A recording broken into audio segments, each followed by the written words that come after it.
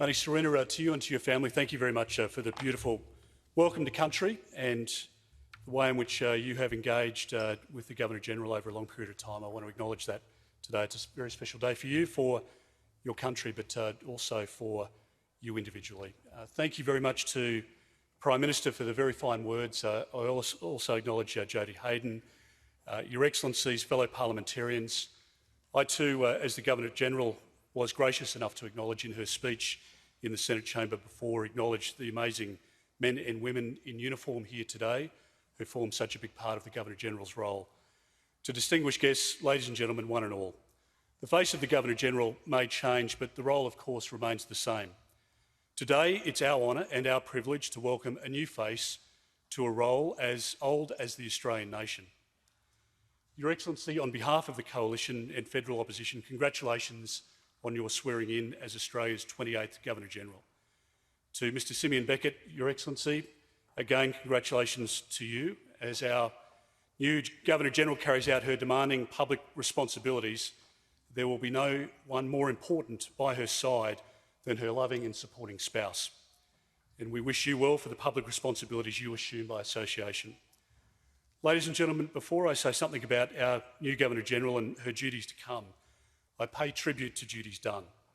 Although they are not present today, as the Prime Minister acknowledged earlier, I do want to acknowledge and thank General the Honourable David Hurley, our 27th Governor-General, and Mrs Hurley.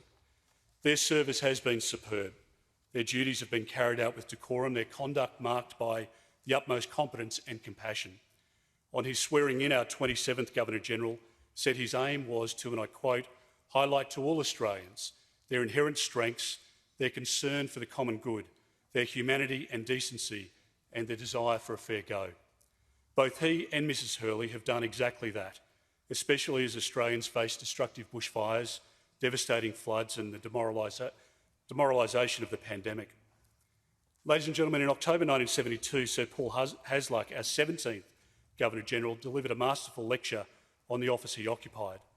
It was a position he considered to be at the apex of public life. He detailed its various duties as the direct representative in Australia of our head of state, the British monarch, duties under our constitution, duties to the functioning of Parliament, the executive and the courts, duties to the armed services, duties both ceremonial and community focused. But in his view, just as important as carrying out the commitments of the office is the conduct and character of the office holder. He stressed that a Governor-General must be guided by two dominant interests. One, the stability of government, no matter from which political party it is drawn, and two, regard for the total and non-partisan overall interests of the people and the nation.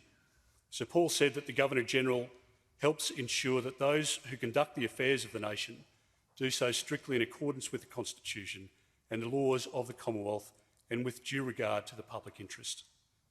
Friends, the position of Governor-General is one tethered to tradition, one steeped in service, and one imbued with integrity. In Her Excellency Sam Mostyn, we have a distinguished Australian, someone who is worthy of the distinguished office of Governor-General, someone who will serve it with distinction, as she's always done in her public life. Our 28th Governor-General brings to her position many qualities: her judiciousness as a legal practitioner, her knowledge as a political policy advisor, her acumen as a businesswoman and senior executive, her leadership as a board member, chair, and most notably as an AFL commissioner, and her inspired observance of rugby league and rugby union as well, I might say, Your Excellency.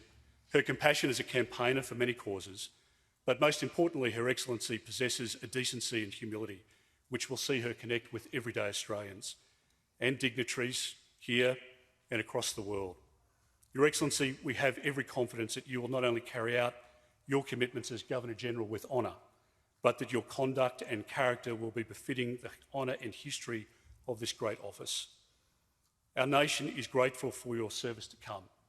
I had the great honour of meeting Your Excellency's husband, obviously, but father earlier, and I acknowledge your late mother as well as being heavy influences in your life and having guided you to the person you are today.